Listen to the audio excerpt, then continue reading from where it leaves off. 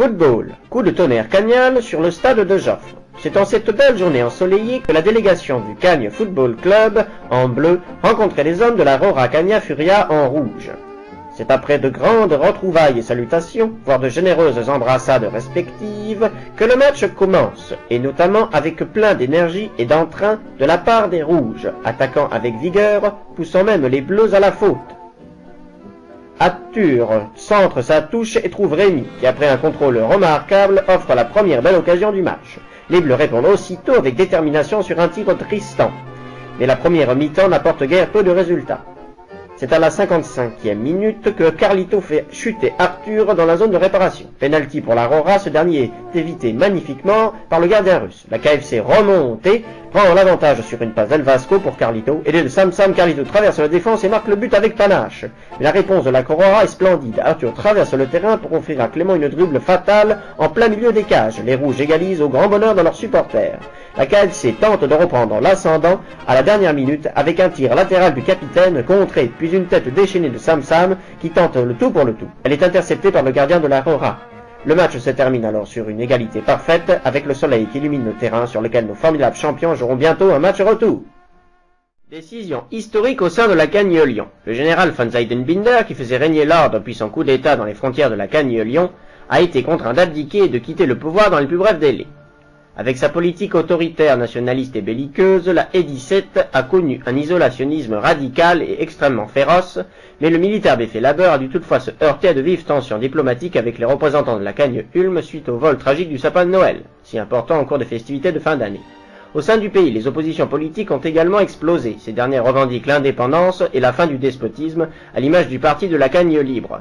Les fortes mobilisations, allant jusqu'à rallier la totalité de la ville de Montpellier, ont ainsi exprimé un fort mécontentement national.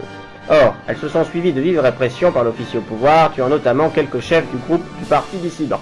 Le général, n'assumant plus cette responsabilité, déjà bien trop anéanti par les sujets de Sire l'UNS, a donc décidé de se retirer et ainsi éviter, selon lui, un second Solferino. Ce dernier s'est réfugié au Brésil, dans les espaces de faible densité gouvernés par Pedro III.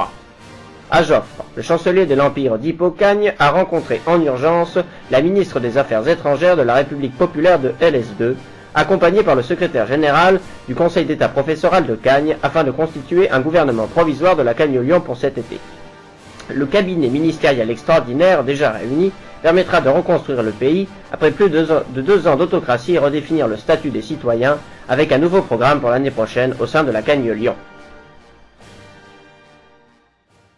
Symphonie des applaudissements, parfum de chef-d'œuvre littéraire, explosion de champagne, c'est dans cette ambiance que le collectif Ulm a remporté le très renommé prix Nobel de littérature cagneuse pour un ouvrage d'une grande qualité sur la folle histoire de ces Américains impérialistes malgré eux qui souhaitaient parler rugby à 15 en latin avec M. Victor Hugo sur une île des Philippines.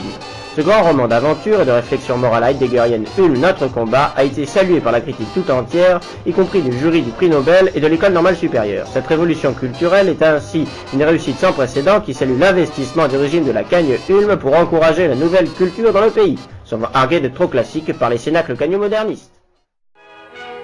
Impatience et excitation à l'ouverture du festival de Cagnes. Pour célébrer la fin de l'année, l'ensemble des cagneux de tout pays se sont unis afin de participer à la grandiose célébration annuelle en hommage à la déesse Vara ainsi qu'au Conseil d'État professoral de Cagnes. Cet événement, grande fête de nuit et spectacle de surcroît, approche à grands pas et est déjà complet, les billetteries ayant été prises d'assaut par les spectateurs, parfois dans une grande pagaille générale.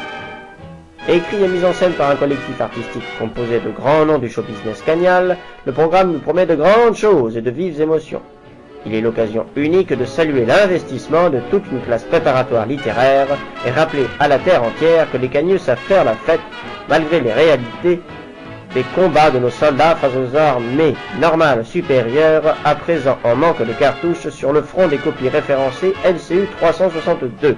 Ce gala n'est que le prélude des festivités cagneuses qui vont faire du lycée Joffre le point de mire du monde entier.